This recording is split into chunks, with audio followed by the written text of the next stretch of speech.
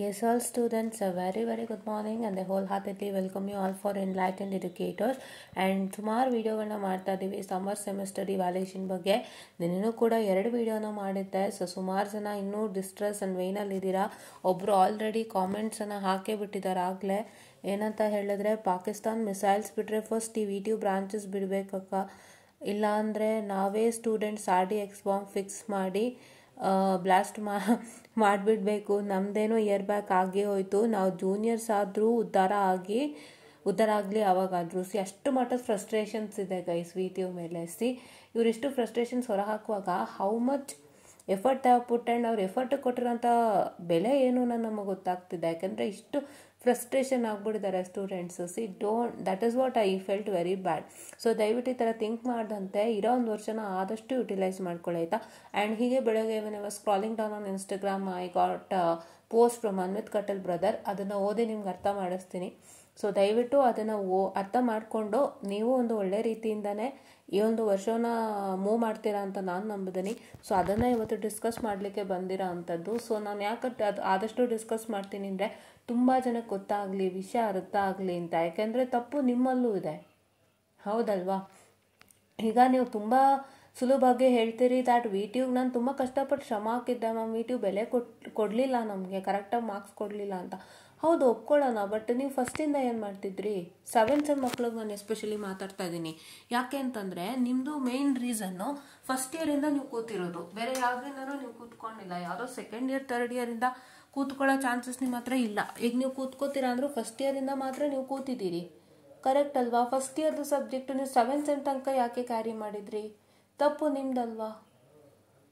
ಹೇಳಿ, ನಿಮ್ಮದೇ ತಾನೇ ತಪ್ಪು ಅದು. ನೀವು ಅಲ್ಲಿ ತಪ್ಪು ಮಾಡಿದ್ದೀರಿ. ಈಗ ನೀವು ವಿ2 ಬ್ಲೇಮ್ ಮಾಡಿನೋ ಪ್ರಯೋಜನ ಇಲ್ಲ. ಎಂಥ ಮೂಮೆಂಟಿಗೆ ತಂದ್ಕೊಂಡವರು ನೀವೇನೇ ಅಲ್ವಪ್ಪ. ಹೇಳಿ, ಯಾವತ್ತಿಗೂ ಹೇಳ್ತೀನಿ, ಫಸ್ಟ್ ಇಯರ್ ಸಬ್ಜೆಕ್ಟ್ನ ಎಂಥ ಮೂಮೆಂಟಿಗೆ ತಂದುಕೊಳ್ಳಬೇಡಿ. ಅದು ತಂದ್ಕೊಳ್ತೀರಾ, ನಿಮಗೆ ಪ್ರಾಬ್ಲಮ್. ಅದಕ್ಕೆ ನಾನೇನು ಎಲ್ಲರಿಗೂ ಎಚ್ಚರಿಕೆ ಕೊಟ್ಟಿದ್ದು, ವಾರ್ನಿಂಗ್ ಕೊಟ್ಟಿದ್ದು, ಇನ್ಫಾರ್ಮೇಷನ್ ಕೊಟ್ಟಿದ್ದು. ನೋಡಿ, ನಿಮ್ಮ ಫ್ರೆಂಡ್ಸನ್ನೇ ಹೆಂಗೆ ಮನೆಯಲ್ಲಿ ಕೂತ್ಕೊತಾ ಇದ್ದಾರೆ ಇವಾಗ 1 ವರ್ಷ. ಎಲ್ಲರೂ ಪ್ಲೇಸ್ಮೆಂಟ್ ತೊಗೊಂಡು ನಂಗೆ ಅಲ್ಲಿ ಜಾಬ್ ಆಯಿತು, ಇಲ್ಲಿ ಜಾಬ್ ಆಯಿತು ಅಂತ ಪ್ಲೇಸ್ಮೆಂಟ್ ಬೋರ್ಡಲ್ಲಿ ಅನೌನ್ಸ್ ಆಗುತ್ತೆ. ಟೀಚರ್ಸ್ ಗ್ರೂಪಲ್ಲಿ ಅವರ ಬ್ರಾಂಚ್ ಗ್ರೂಪಲ್ಲಿ ಅನೌನ್ಸ್ ಆಗುತ್ತೆ. ಟೀಚರ್ಸ್ ಖುಷಿ ಪಡ್ತಾರೆ, ಎಲ್ಲರಿಗೂ ಸ್ವೀಟ್ಸ್ ಹಂಚ್ತಾರೆ. ನಮಗೂ ಕೆಲಸ ಸಿಕ್ತು ಇಷ್ಟು ಅಮೌಂಟ್ಗೆ ಅಂತ ಮಾತಾಡ್ಕೊಳ್ಳೋ ಟೈಮಲ್ಲಿ ಅವ್ರು ಮನೆಯಲ್ಲಿ ಕೂತಿದ್ದಾರೆ. ನೀವೇ ನೋಡಿ, ಅರ್ಥ ಮಾಡ್ಕೊಳ್ಳಿ. ಅದಕ್ಕೆ ಫಸ್ಟ್ ಇಯರ್ದೆಲ್ಲ ಬೇಗ ಮುಗಿಸ್ಕೊಳ್ಳಿ, ಸೆಕೆಂಡ್ ಮತ್ತು ಥರ್ಡ್ ಇಯರ್ ಮಕ್ಕಳು ಅಂತ ಹೇಳಿದ್ದೀನಿ. ಏನಕ್ಕೆ ಅಂದರೆ ಇದಕ್ಕೇನೆ ಅಲ್ವಾ. ನೀವೇ ಥಿಂಕ್ ಮಾಡಿ. ಇವಾಗ ನಿಮಗೆ ಗೊತ್ತಾಗಿರುತ್ತೆ ನಾನೇ ಫಸ್ಟ್ ಇಯರ್ ಸಬ್ಜೆಕ್ಟ್ ಇಲ್ಲಿ ತನಕ ತಂದ್ಕೊಂಡೆ ಅಂತ. ತಪ್ಪು ನಿಮ್ಮಲ್ಲೂ ಇದೆ. ನಿಮ್ಮಲ್ಲೂ ಇರೋ ತಪ್ಪಿಗೆ ಇವತ್ತು ಇಲ್ಲಿ ತನಕ ಬಂದಿದೆ. ನಿಮಗೆ ಗೊತ್ತು ವಿ2 ಏನು ಅಂತ. ನೀವು ಎಂಥ ಮೂಮೆಂಟ್ ತನಕ ತಂದ್ಕೊಂಡ್ರಿ, ನೀವು ಶ್ರಮ ಹಾಕಿದ್ರೂ ಅವ್ರು ಬೆಲೆ ಕೊಡಲೇ ಇಲ್ಲ ಅಲ್ವಾ, ಕರೆಕ್ಟ್ ಅಲ್ವಾ. Wanted to make you understand your mistake. Because ಯಾವುದೇ ಆಗಲಿ ನಿಮಗೆ ರೂಲ್ಸ್ ಆ್ಯಂಡ್ ರೆಗ್ಯುಲೇಷನ್ಸ್ನ ಫಸ್ಟು ಓದ್ಕೊಳ್ಳಿ. ಯಾರೇ ಇಂಜಿನಿಯರಿಂಗಿಗೆ ಬರ್ತೀರಾ ಅಂದರೆ ದಯವಿಟ್ಟು ರೂಲ್ಸ್ ಆ್ಯಂಡ್ ರೆಗ್ಯುಲೇಷನ್ ಫಸ್ಟು ಓದ್ಕೊಳ್ಳಿ. ಅದ್ರ ಪ್ರಕಾರ ನೀವು ಎಷ್ಟರ ಮಟ್ಟಕ್ಕೆ ಅವಾಯ್ಡ್ ಮಾಡ್ತೀರಾ, ಅವಾಗಿಂತ ಸಮಸ್ಯೆಗಳು ಬರೋದೇ ಇಲ್ಲ. ನಿಮ್ಗೆಲ್ಲರಿಗೂ ಗೊತ್ತಲ್ವ, ನಾನು ಫಸ್ಟ್ ಇಯರ್ದನ್ನು ನಾನು ಇಟ್ಕೊಂಡು 7th ಸೆಮ್ಗೆ ಹೋಗೋಕ್ಕಾಗಲ್ಲ ಅಂತ. ಅಷ್ಟು ಇದ್ರ ಮೇಲೂ ನೀವು 6th ಸೆಮ್ ತನಕ ತಳ್ಳಿದ್ದೀರಾ, ಎಷ್ಟೊಂದು ಜನ ತಳ್ಳಿದ್ದೀರಾ ಅಲ್ವಾ. ಆದಷ್ಟು ಇದು 7th ಸೆಮ್ ತನಕ ಇಟ್ಕೋಬಾರ್ದಂತೆ, ಆದಷ್ಟು ಬೇಗ ಮುಗಿಸೋಣ ಅಂತ ನಿಮ್ಮ ಸೆಕೆಂಡ್ ಇಯರಲ್ಲೋ ಅಟ್ಲೀಸ್ಟ್ ಥರ್ಡ್ ಇಯರ್ 5th ಸೆಮಲ್ಲೋ ಮುಗಿಸ್ಕೋಬೋದಾಗಿತ್ತಲ್ವಾ. ಆವಾಗಲೂ ಸಮಸ್ಯೆ ಇರಲಿಲ್ಲ ಅಲ್ವಾ. ಇಲ್ಲ, ಸೆಕೆಂಡ್ ಇಯರ್ಲೇ ಮುಗಿಸ್ಕೋಬೋದಾಗಿತ್ತು. ಫಸ್ಟ್ ಇಯರಲ್ಲಿ ಆಗಿಲ್ಲ ಅಂದರೂ ಪರವಾಗಿಲ್ಲ, 1-2 ಸಬ್ಜೆಕ್ಟ್ ಸೆಕೆಂಡ್ ಇಯರ್ಲಿ ಮಾಡ್ಕೋಬೋದಲ್ವಾ. ಯಾಕೆ ಹೀಗೆ ಮಾಡಿದ್ರಿ? ತುಂಬ ಜನ ಹೀಗೆ ಮಾಡಿ ಇವತ್ತು ನಿಮ್ಮ ಲೈಫ್ನ ನೀವು ಹಾಳು ಮಾಡ್ಕೊಂಡಿದ್ದೀರಿ. This is not fair and this is very bad and ತುಂಬಾ ಹರ್ಟ್ ಆಗುತ್ತೆ ನಮಗೆ ನೋಡೋಕ್ಕೆ, ಹೌದಲ್ವಾ. ಏನೋ ಕ್ಲಾಸಸ್ ನಡೀತಾರೋ ಇಯರ್ ಅಂತ ಒಪ್ಕೋಬೋದು, ಪ್ಲೇಸ್ಮೆಂಟ್ ಇಯರ್ ಗೈಸ್ ಇದು. ಎಷ್ಟು ಹರ್ಟ್ ಆಗುತ್ತೆ, ಎಷ್ಟು ಹಿಂಸೆ ಆಗುತ್ತೆ. ಇವಾಗ ನೀವು ಏನು ವಿ2 ಬ್ಲೇಮ್ ಮಾಡೋದು ಪ್ರಯೋಜನ ಇಲ್ಲ. ಬಿಕಾಸ್ ವಿ2 ಇರೋದೇ ಹೀಗೆ. ಇವಾಗ ನೀವು ಕೂತ್ಕೊಂಡು ವಿ2 ಬ್ಲೇಮ್ ಮಾಡ್ತೀರಿ, ನಿಮ್ಮ ಮಿಸ್ಟೇಕ್ಗಳನ್ನ ನೀವು ಮುಚ್ಚಾಕೊಳ್ತಿದ್ದೀರಿ. And from the past you haven't cleared it ಅಲ್ವಾ. ಸುಮಾರು ಜನಕ್ಕೆ ವ್ಯಾಲಿಡ್ ರೀಸನ್ ಇರ್ಬೋದು, ನಾನು ಒಪ್ಕೋತೀನಿ. ಬಟ್ ವ್ಯಾಲಿಡ್ ರೀಸನ್ ಇಲ್ದಿರೋರು ಆದಷ್ಟು ಮುಗಿಸ್ಕೋಬೋದಾಗಿತ್ತಲ್ಲ, ಕರೆಕ್ಟ್ ಅಲ್ವಾ.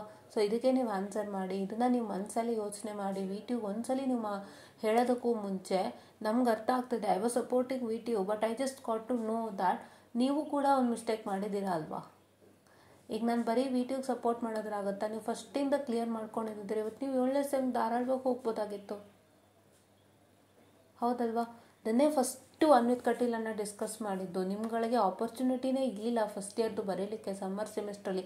ಅನ್ವಿತ್ ಕಟೀಲ್ ಅಣ್ಣ ಹೇಳಿದ್ರು ಏನಂತ, ನೀವು ಮೇಕಪ್ ಎಕ್ಸಾಮ್ ಸಮ್ಮರ್ ಸೆಮಿಸ್ಟ್ರಲ್ಲಿ ನಿಮ್ಗೊಂದು ಆಪರ್ಚುನಿಟಿ ಕೊಡಿ ಅಂತ ನೀವು ಕೇಳುವಾಗ ಅವ್ರು ಹೇಳಿದ್ದು ಒಂದೇ, ನಿಮಗೆ 7 ಚಾನ್ಸಸ್ 8 ಚಾನ್ಸಸ್ ಕೊಟ್ಟಿದ್ರು ನೀವು ಮುಗಿಸ್ಕೊಳಕ್ಕಾಗಿಲ್ಲ.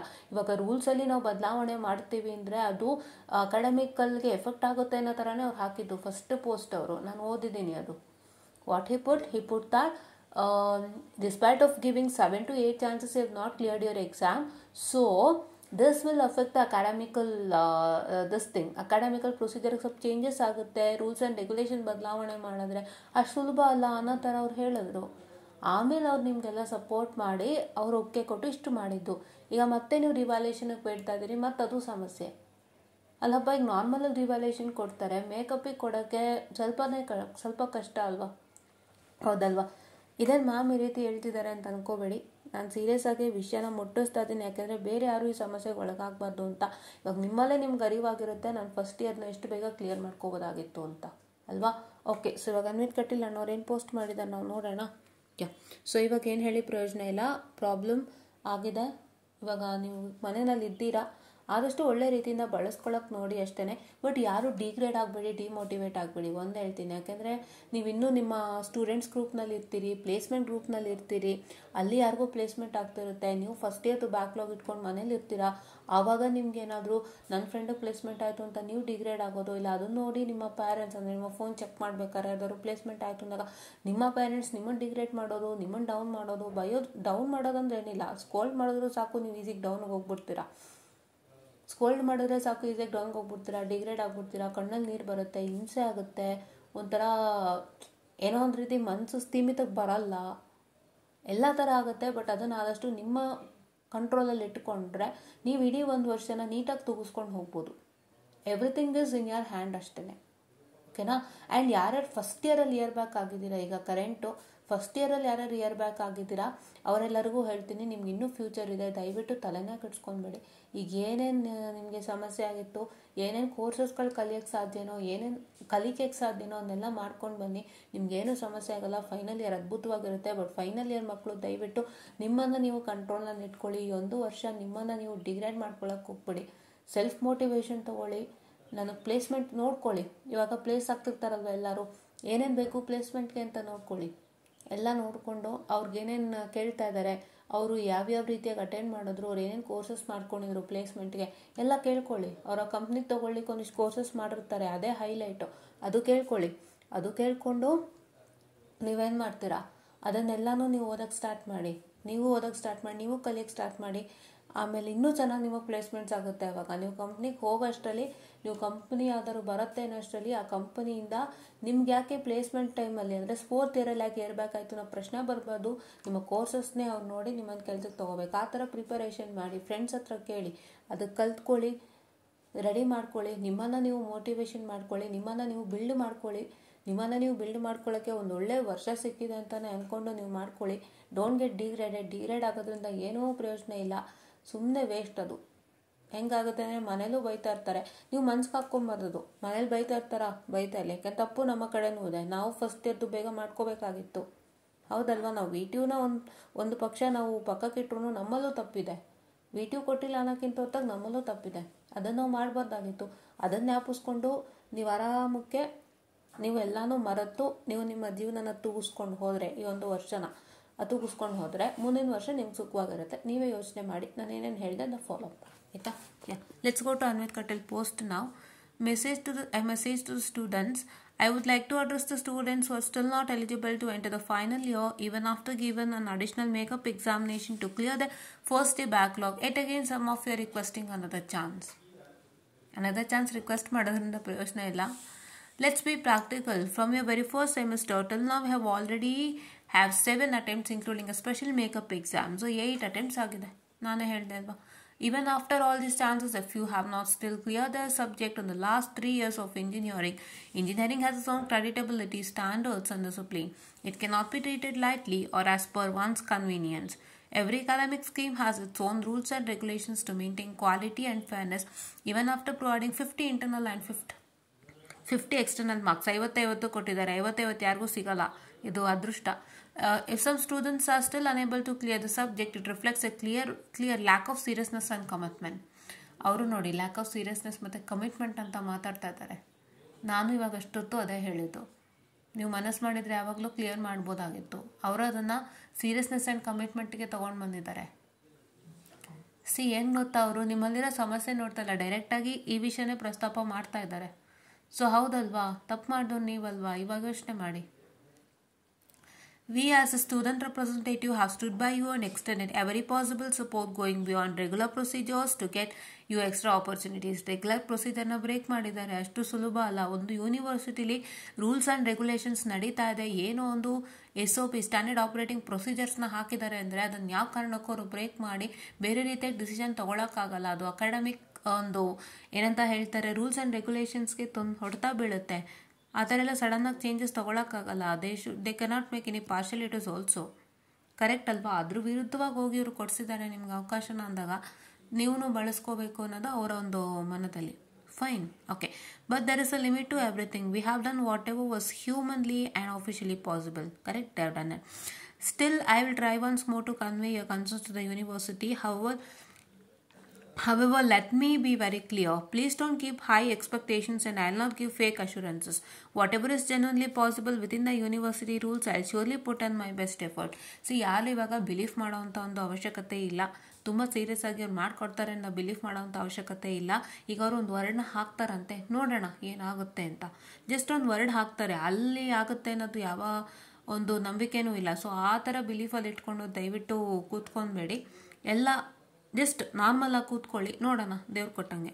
ಫೈನ್, ದೇವ್ರು ಕೊಟ್ಟಂಗೆ ದೇವ್ರೂ ಕೊಡಬೇಕು, ಪೂಜಾರಿನೂ ಕೊಡಬೇಕು, VTನವರು ಕೊಡಬೇಕಲ್ವಾ. ಎಸ್.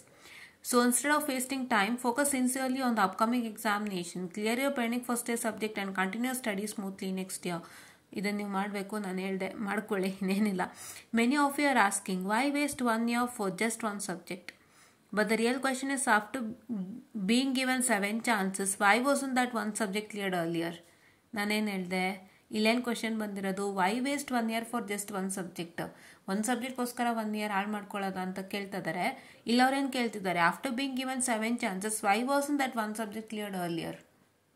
ನಾನೇನು ಹೇಳಿದೆ, ನೀವು ಮುಂಚೆನೇ ಮಾಡ್ಕೋಬೋದಾಗಿತ್ತು ಅಂತಲ್ವಾ. ನಾನೇನೇ ನನ್ನದೇ ಒಂದು ಎಕ್ಸಾಂಪಲ್ ಕೊಟ್ಟಿದ್ದೀನಿ. ನಾನು 7th sem ತನಕ ತಳ್ಕೊಂಡು ಹೋದ, ಇಲ್ಲ ನಾನು ಆದಷ್ಟು ಬೇಗ ಓದಿ ಮುಗಿಸ್ಕೊಂಡೆ. ಯಾಕೆ ಹೇಳಿ, ಅದು ಪ್ರಾಬ್ಲಮ್ ಅಂತ ನಮಗೆ ಗೊತ್ತು. ಅದಕ್ಕೆ ನಿಮಗದು ಐಡಿಯಾ ಇದ್ದರೆ ಮುಂಚೆನೇ ನೀವು ಬೇಗ ಮಾಡ್ಕೊತಿದ್ರಿ ಅಲ್ವಾ. ಕರೆಕ್ಟ್ ಅಲ್ವಾ.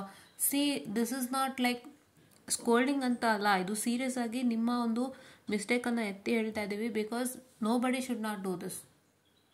ಎಂಥ ಟೈಮಲ್ಲಿ ಕಳ್ಕೊಂಡಿದ್ದೀರಾ ಗೊತ್ತಾ. ತುಂಬ ಜನ ಇವಾಗ ಆಲ್ರೆಡಿ ಹೇಳ್ತಾ ಇದ್ದೀನಿ, ತುಂಬ ಜನ ಡಿಮೋಟಿವೇಟು, ಡಿಗ್ರೇಡ್ ಆಗೋಗಿರ್ತಾರೆ. ಯಾವ್ದಾದ್ರು ಒಬ್ರದ್ದು ಪ್ಲೇಸ್ಮೆಂಟ್ ಆಗೋಯ್ತು 10 ಲಕ್ಷ ಪ್ಯಾಕೇಜ್ಗೆ, 8 ಲಕ್ಷ ಪ್ಯಾಕೇಜ್ಗೆ ಅಂದರೆ ಅವ್ರು ಹೆಂಗೆ ಹೊಟ್ಟೋಗ್ತಾರೆ ಅನ್ನೋದು ನಮಗೆ ಗೊತ್ತು. ಹಿಂಗೆ ಕೆಳಗೋಗ್ಬಿಡ್ತಾರೆ, ತುಂಬ ಪೆಚ್ಚಾಗ್ಬಿಡ್ತಾರೆ, ಕೂತ್ಕೊಂಡ್ಬಿಡ್ತಾರೆ. ಆ ಥರ ಹೆಂಗೆ ಹೋಗ್ತಾರೆ ಅಂದರೆ ನಿಜವಾಗ್ಲೂ ಹೇಳ್ತೀನಿ, ಅವರು ಸೀರಿಯಸ್ಲಿ ಅಷ್ಟು ಡಿಪ್ರೆಷನ್ಗೆ ಹೋಗ್ಬಿಡ್ತಾರೆ. ಆ ಥರ ಆಗ್ಬಿಡುತ್ತೆ. ಹಾಗೆಲ್ಲ ಆಗುತ್ತೆ ಗೈಸ್, ದಯವಿಟ್ಟು. ಆ ಥರ ಇದೆ ಪರಿಸ್ಥಿತಿಗಳು. ನೀವು ಅಂಥದ್ರಲ್ಲಿ ನೀವು ಬೇಗ ಮುಗಿಸ್ಕೊಂಡಿದ್ರೆ ಇವತ್ತು ನೀವು ಎಲ್ಲರಂಗೂ ಇರ್ಬೋದಾಗಿತ್ತಲ್ವ. ಎಷ್ಟು ಹರ್ಟ್ ಆಗುತ್ತೆ ಗೊತ್ತಾ, ಎಲ್ಲರಂಗೂ ಇರ್ಬೋದಾಗಿತ್ತು. ನೀವು ಯಾವುದೋ ಸೆಕೆಂಡ್ ಇಯರ್ಲಿ ಇರಬೇಕು, ಫಸ್ಟ್ ಇಯರ್ಲಿ ಇರಬೇಕು ಅಂದರೆ ಒಪ್ಕೋಬೋದು, ಪರವಾಗಿಲ್ಲ ಬಿಡಪ್ಪ ಅಂತ. ಬಟ್ ಈ ವರ್ಷದಲ್ಲಿ ಅಂದರೆ ಯಾರು ಗೈಸ್, ಎಷ್ಟು ಹರ್ಟ್ ಆಗುತ್ತೆ ಅಲ್ವಾ. ಸೊ ದಯವಿಟ್ಟು ನಾನು ಹೇಳ್ತೀನಿ, ಬೇರೆ ಯಾರೂ ತಪ್ಪು ಮಾಡಬೇಡಿ. ಮತ್ತೆ ಹೇಳ್ತಾ ಇದ್ದೀನಿ, ಬೇರೆ ಯಾರು ತಪ್ಪು ಮಾಡಬೇಡಿ. ತಪ್ಪು ಮಾಡಿ ಈ ಮಕ್ಕಳ ಥರ ಅನುಭವಿಸ್ಬೇಡಿ. ನಿಮಗೆ ಅರ್ಥ ಆಗಿರುತ್ತೆ. ನಿಮ್ಮ ಜೂನಿಯರ್ಸೇ ಇರ್ತಾರಲ್ಲ, ನಿಮ್ಮ ಜೂನಿಯರ್ಸು ಯಾರ್ಯಾರೀಗ ಇರ್ಬೇಕಾಗಿ ಕೂತಿದ್ದೀರಾ 7th sem, juniors super juniors ದಯವಿಟ್ಟು ಅದನ್ನ ಕಣ್ಣಾರೆ ನೋಡ್ಕೊಳ್ಳಿ. ನಿಮ್ಮ ಬ್ರಾಂಚ್ನವರೇ ಇರ್ತಾರೆ, ಕಣ್ಣಾರೆ ನೋಡಿಕೊಂಡು ನೀವು ಆ ತಪ್ಪನ್ನ ಮಾಡಬೇಡಿ. ಅರ್ಥ ಆಯ್ತಾ? Yes. Okay. Only some students have passed the recent exam, which is truly disappointing. It is unfair to blame the university for your own mistake. ಇವ್ರು ಹೇಳ್ತಿದ್ದಾರೆ, ನಿಮ್ಮ ಮಿಸ್ಟೇಕ್ಗೆ ಯೂನಿವರ್ಸಿಟಿ ಬ್ಲೇಮ್ ಮಾಡಬೇಡಿ ಅಂತ.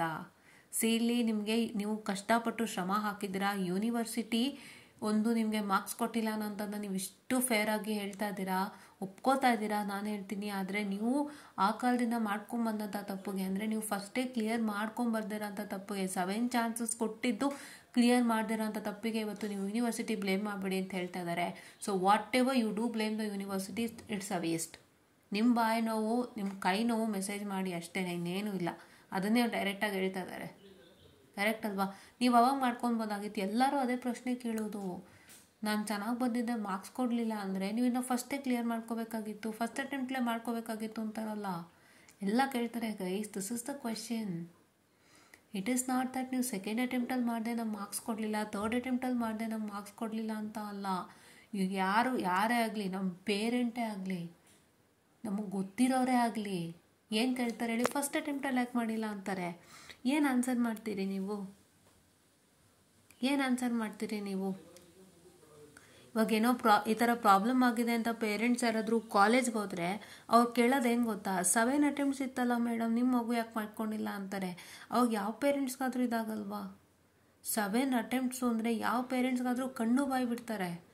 7 ಅಟೆಂಪ್ಟ್ ಕೊಟ್ಟಿದ್ರಾ, 7 ಅಟೆಂಪ್ಟ್ ಕೊಟ್ಟು ಮಾಡ್ಕೊಂಡಿಲ್ವಾ, ಇಷ್ಟೊಂದು ಅಟೆಂಪ್ಟ್ ಕೊಟ್ಟಿದ್ರು ಅವಾಗ ಅವ್ರ ಫಸ್ಟ್ ಕ್ವಶನ್ ಏನು ಬರುತ್ತೆ ಗೊತ್ತಾ ಪೇರೆಂಟ್ಸ್ದು, 7 ಅಟೆಂಪ್ಟ್ ಕೊಟ್ಟಿದ್ರಂತಲ್ಲಪ್ಪ ನಿಮಗೆ, ಯಾಕೆ ಮಾಡ್ಕೊಂಡಿಲ್ಲ ನೀನು, 7 ಅಟೆಂಪ್ಟ್ ಕೊಟ್ಟಿದ್ರಲ್ಲ ಅಂತ ಕೇಳ್ತಾರೆ. ಮಗುನೇ ಕೇಳೋದವ್ರು, ಇನ್ನೇನೂ ಇಲ್ಲ. ಸೊ ಇಲ್ಲಿ ನಿಮ್ಮದೊಂದು ಆಗಿರೋ ತಪ್ಪಿಗೆ ಯೂನಿವರ್ಸಿಟಿನ ನೀವು ಬ್ಲೇಮ್ ಮಾಡಬೇಡಿ ಅಂತ ಡೈರೆಕ್ಟಾಗೇ ಹೇಳ್ತಾ ಇದ್ದಾರೆ. Whatever university is doing now is not a matter, but whatever you did, you took 7 chances ಅಲ್ವಾ, ದಟ್ಸ್ ಅ ಮ್ಯಾಟರ್. ಅದರಲ್ಲಿ ಯಾವ್ದಾದ್ರು ಒಂದು ಚಾನ್ಸಲ್ಲಿ ಮುಗಿತಾ ಇತ್ತು ನಿಮ್ಮದು ಕೆಲಸ ಅಲ್ವಾ? ಕರೆಕ್ಟ್ ತಾನೆ? ಎಸ್, ಇದೆಲ್ಲ ನಾನು ಓಪನ್ನಾಗಿ ಕಣ್ಣಾರೆ ನೋಡಿರೋದು, ನಾವು ಅನುಭವಿಸಿರೋದೆ. ಅದಕ್ಕೆ ನಿಮ್ಮ ಹತ್ರ ಡೈರೆಕ್ಟಾಗಿ ಮಾತಾಡ್ತಾ ಇದ್ದೀನಿ. ಬಿಕಾಸ್ ಇದೆಲ್ಲ ನನಗೆ ಈಗಲೂ ನಾನು ಇಲ್ಲಿ ಮಾತಾಡ್ಬೇಕಾದ್ರೆ ಅದೆಲ್ಲ ಕಣ್ಣು ಕಟ್ಟಂಗೆ ಇದೆ. ಅವೆಲ್ಲ ಫ್ಲ್ಯಾಶ್ ಬ್ಯಾಕ್ ಜ್ಞಾಪಕಕ್ಕೆ ಬರ್ತಾನೆ ಇದೆ. ಅದರಿಂದ ಆಗಿರ್ತಕ್ಕಂತಹ ಒಂದು ಏನಂತ ಹೇಳ್ತಾರೆ, ಆ ಫೇಸ್ ಏನಿದೆಯಲ್ಲ ಅದು ಹಂಗೆ ಕಣ್ಣಿಗೆ ಬರ್ತಾ ಇದೆ. ಅದಕ್ಕೆ ಇಷ್ಟೊಂದು ಓಪನಾಗಿ ಮಾತಾಡ್ತಿರೋದು ನಾನು, ಆಯಿತಾ? ಸೊ ದಯವಿಟ್ಟು ನಮ್ಮನ್ನು ಅರ್ಥ ಮಾಡ್ಕೊಳ್ಳಿ. ನಾವು ಈ ಫೇಸಿಂದ ಇಳಿದು ಬಂದಿರೋದ್ರಿಂದ ಅಷ್ಟು ಈಸಿಯಾಗಿ ನಿಮ್ಮ ಹತ್ರ ಕನೆಕ್ಟ್ ಆಗೋಕ್ಕೆ ಸಾಧ್ಯ ಆಗ್ತಿದೆ. ಓಕೆನಾ? ಯಾ. Evaluation is done by the faculty from neighboring colleges as per the official scheme of evaluation. Merely filling pages doesn't fetch marks. ನಾನು ಇದನ್ನು ಹೇಳಿದೆ. ತುಂಬ ಜನ ಏನು ಮಾಡ್ತೀರಿ, ಮ್ಯಾಮ್ ಬರ್ದಿದ್ದೆ ಮಾರ್ಕ್ಸ್ ಕೊಟ್ಟಿಲ್ಲ ಅಂತೀರಾ. ಬಟ್ ನಾನು ನಿಮ್ಮ ಪೇಪರ್ ಬರೋದಿಲ್ಲ. ಸೊ ನಾನು ಅದು ಹೇಳಿದ್ದೀನಿ, I don't have any idea on what you return. ಸುಮಾರು ಜನ ಪೇಜಸ್ ಫಿಲ್ ಮಾಡಿ ನಾನು ಬರ್ದಿದ್ದೀನಿ ಅಂತ ಹೇಳ್ತೀರಿ. ಆದರೆ ಏನು ಒರಿಜಿನಾಲಿಟಿ ಅಂದರೆ ನಿಮ್ಮ ಆನ್ಸರ್ ಸ್ಕ್ರಿಪ್ಟನ್ನು ನೀವು ನಿಮ್ಮ ಬುಕ್ ಅಥವಾ ನಿಮ್ಮ ನೋಟ್ಸ್ ಜೊತೆಗೆ ಚೆಕ್ ಮಾಡಿದಾಗಲೇ ಗೊತ್ತಾಗೋದು ನೀವೇನು ಬರ್ದಿದ್ದೀರಾ ಅಂತ. ಅದಕ್ಕೆ ಅವರೆಲ್ಲರೂ ಕೂಡ ಹೇಳಿದ್ದಾರೆ. ಯಾಕೆಂದರೆ ನಮಗೆ ಗೊತ್ತಿರೋದಿಲ್ಲ. ಇವಾಗ ನೀವು ಹೇಳ್ತೀರಿ, ಮ್ಯಾಮ್ ನಾನು ತುಂಬ ಚೆನ್ನಾಗಿ ಬರ್ದಿದ್ದೆ, ಮಾರ್ಕ್ಸ್ ಕೊಟ್ಟಿಲ್ಲ ಅಂತ. ನೀವೇನು ಬರ್ದಿದ್ದೀರಿ ಅಂತ how can I get to no?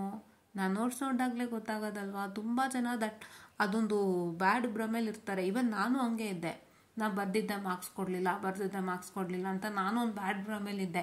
ಯಾವಾಗ ಸ್ಕೀಮ್ ಆಫ್ ವ್ಯಾಲ್ಯೂಯೇಷನ್ ಅನ್ನೋದು ಕೈಗೆ ಬಂತು, ನಾನು ಫಸ್ಟ್ ಯೂಟ್ಯೂಬ್ ಮಾಡಬೇಕಾದ್ರೆ ಸ್ಕೀಮ್ ಆಫ್ ವ್ಯಾಲ್ಯೂಯೇಷನ್ ಪರಿಚಯ ಆಗಿದ್ದು 2023 ನಾನು ಯೂಟ್ಯೂಬ್ ಮಾಡಬೇಕಾದ್ರೆ ಅದೊಂದು ನನಗೆ ಪ್ಲಸ್ ಪಾಯಿಂಟ್ ಆಯಿತು, ತುಂಬ ಜನಕ್ಕೆ ಕನೆಕ್ಟ್ ಆಗೋ ಥರ ಆಯಿತು.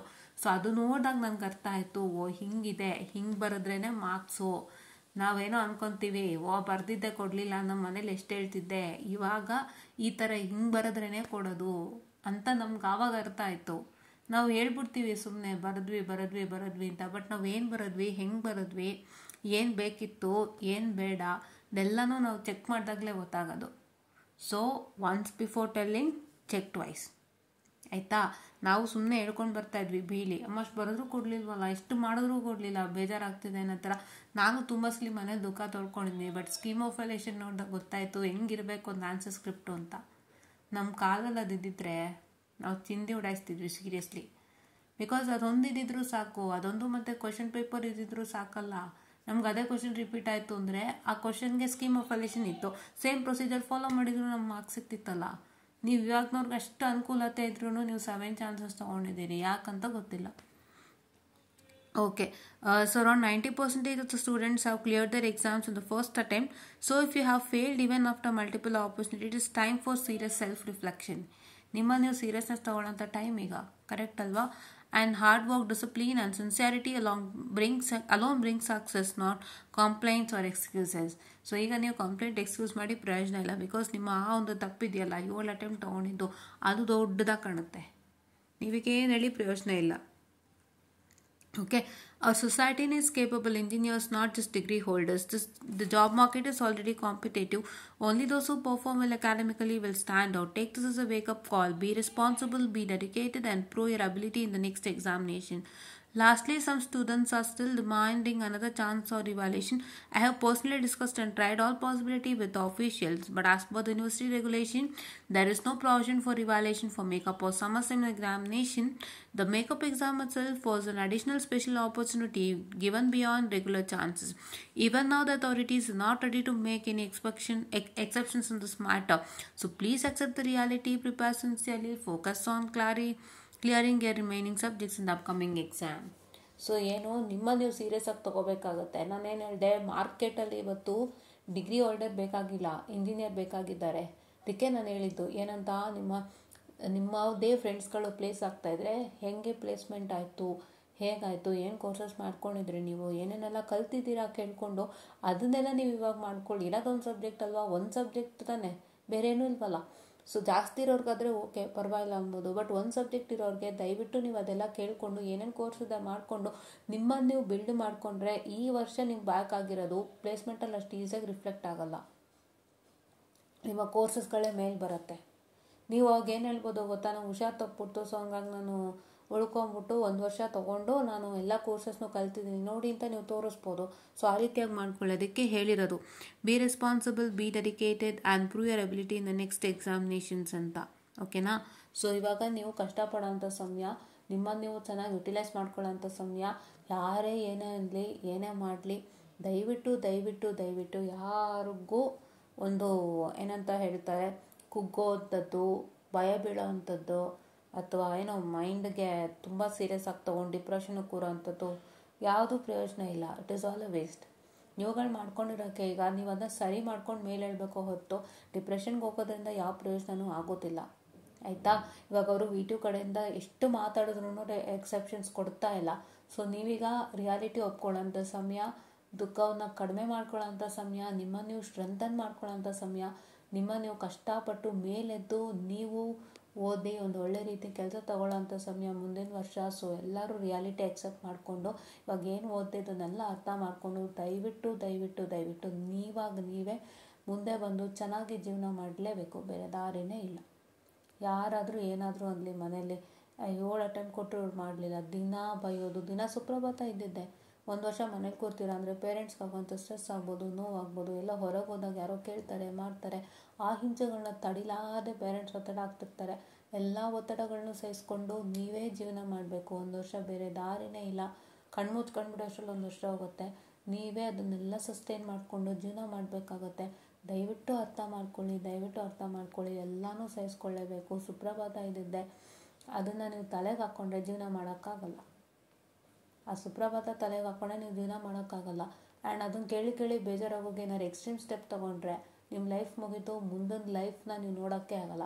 ಮುಂದೆ ಕಲರ್ಫುಲ್ ಲೈಫ್ ಇರುತ್ತೆ. ಹಾಗಂತ ಇಷ್ಟು ಬೈದರು ಅಂತ ನೀವು ಎಕ್ಸ್ಟ್ರೀಮ್ ಸ್ಟೆಪ್ ಯಾರು ತೊಗೊಂಡ್ರೆ ನಿಮ್ಮ ಜೀವನನೇ ಲಾಸ್ ಆಗುತ್ತೆ. ಸೊ ಯಾವುದಕ್ಕೂ ಹೆದರ್ಕೋಬಾರ್ದು, ಯಾವುದಕ್ಕೂ ಭಯ ಬೀಳಬಾರ್ದು, ಯಾವುದೇ ಎಕ್ಸ್ಟ್ರೀಮ್ ಸ್ಟೆಪ್ ಬಗ್ಗೆನೇ ಯೋಚನೆ ಮಾಡಬಾರ್ದು. ಆರಾಮಕ್ಕೆ ಈ 1 ವರ್ಷನ ನೀವು ಧೈರ್ಯದಿಂದ, ಸ್ಟ್ರೆಂತಿಂದ, ಸ್ಫೂರ್ತಿದಾಯಕವಾಗಿ ಕಳೀತೀರಾ ಅಂದರೆ ನಿಮ್ಮ ಜೀವನ ಮುಂದೆ ಚೆನ್ನಾಗಿರುತ್ತೆ. ನೀವೇ ಯೋಚನೆ ಮಾಡಿ. ಆದಷ್ಟು control yourself, be motivated. ಯಾರೇನಾದರೂ ತಲೆ ಕೆಡಿಸ್ಕೋಬೇಡಿ, ಜೀವನ ಮಾಡಿ ಒಳ್ಳೆ ರೀತಿಯಿಂದ. ಎಲ್ಲನೂ ಒಳ್ಳೇದಾಗುತ್ತೆ ಅಂತ ನಾ ಹೇಳ್ತಾ, I will be winding up this session students. Thank you.